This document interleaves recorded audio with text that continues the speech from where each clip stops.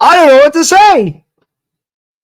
The New York Giants won a football game. What's going on, everybody? It is your boy, the Baddog. Here with a New York Giants victory post game. I don't believe I'm saying it. Thank you so much for watching. Always appreciate you clicking on the video. Do me a favor, hit the thumbs up. That always helps the video out huge. And we got to be happy because we actually won a game.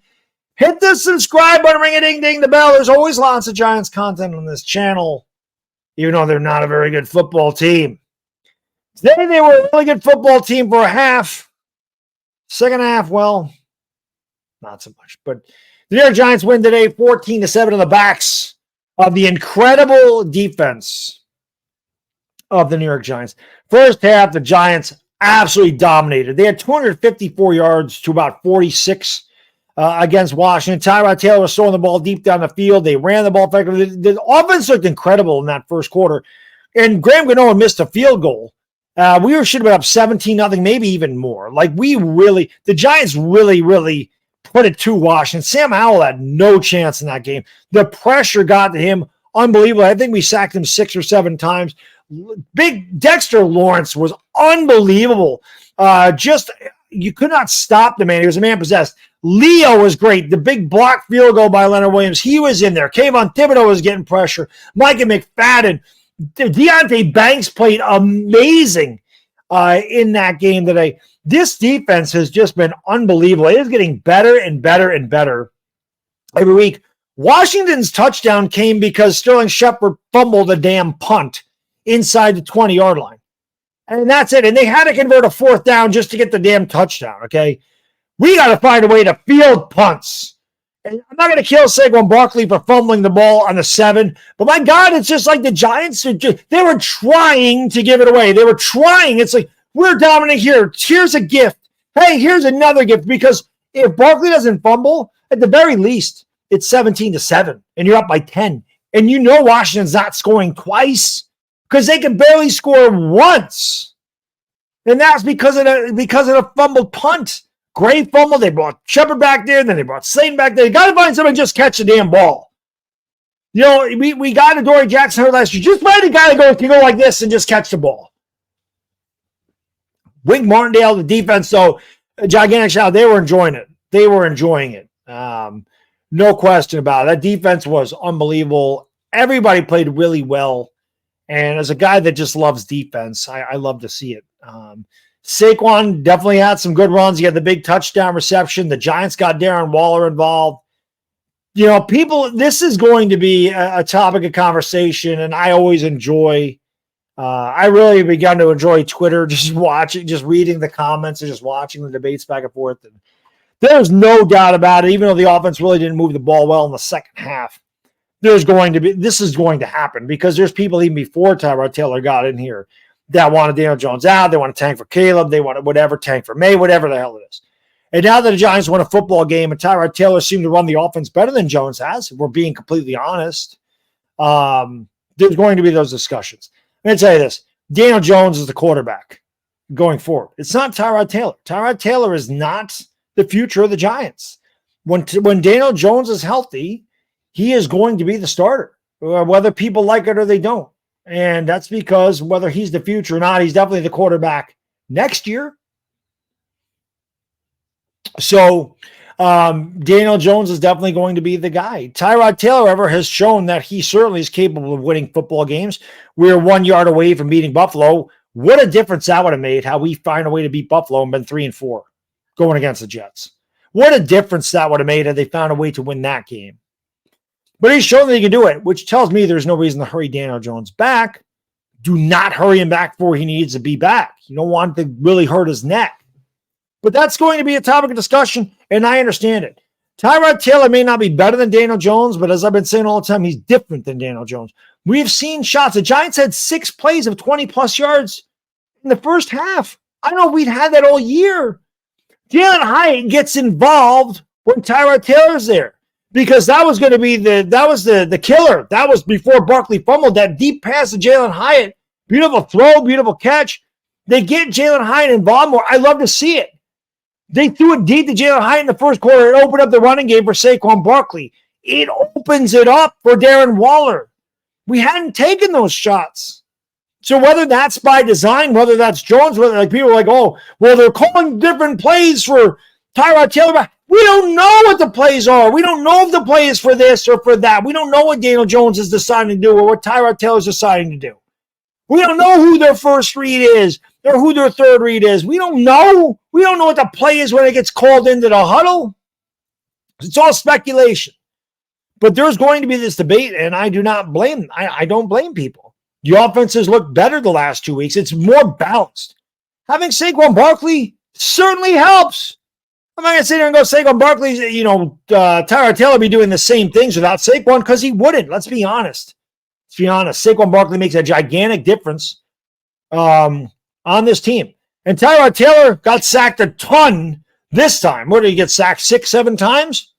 So it can't be like, oh, Tyrod gets rid of the ball quicker, and that's why that's why he wasn't getting sacked. We can't say, oh, the offensive line played better because that's what people, the offensive line played better last week. That's why Tyrod got sacked only 3 times.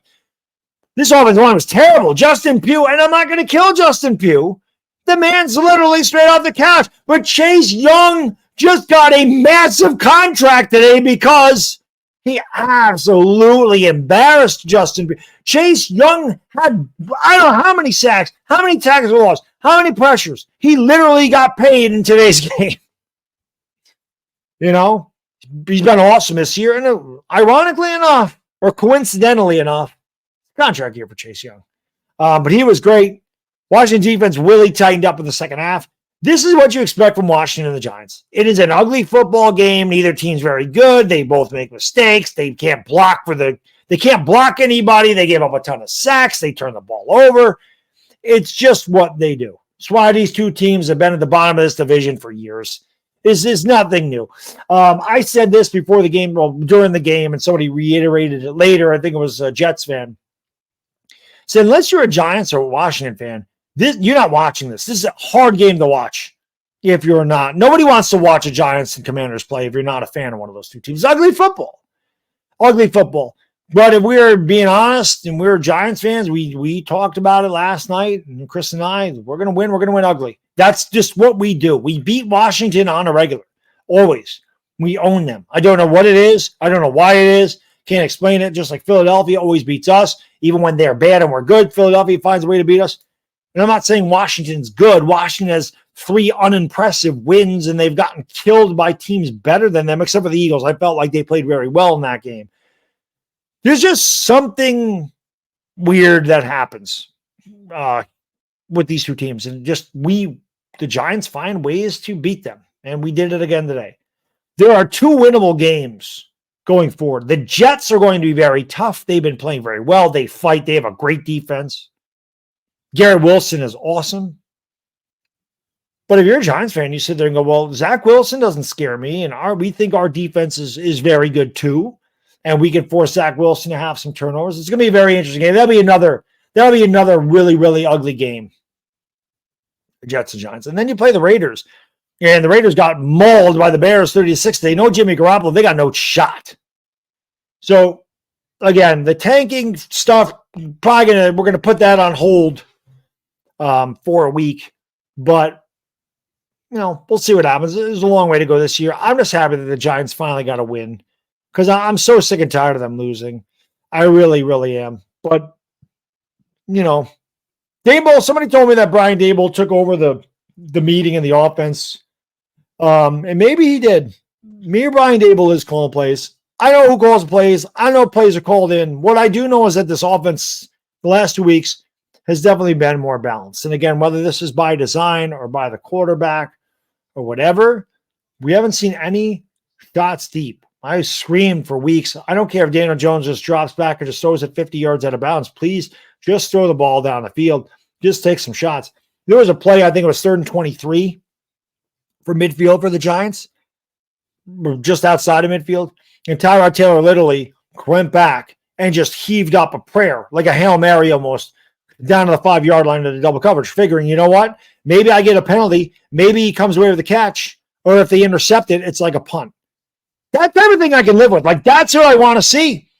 To me, that's a smart football play by Tyrod Taylor. Because, like I said, you win anything that happens there. The worst thing actually happened. They threw an incomplete pass. And it didn't even hurt him that bad. But like I said, you either get a penalty and you get a first down and you get the ball down there. You get a catch and you get the ball down the 5, or they pick it off and they have it inside the 5-yard line. But I wanted to see more of this stuff from Daniel Jones. And I don't know why we didn't see it from Daniel Jones. And whenever Daniel Jones gets back and gets healthy, I want to see it from Daniel Jones. We can't say, oh, the line don't protect Daniel Jones, because it ain't protecting Tyrod Taylor either, but he's finding a way to push the ball down the field. We got to take shots. You have to. You can't play in this little 8-yard box, because then the defense gets congested and it's harder to make those throws.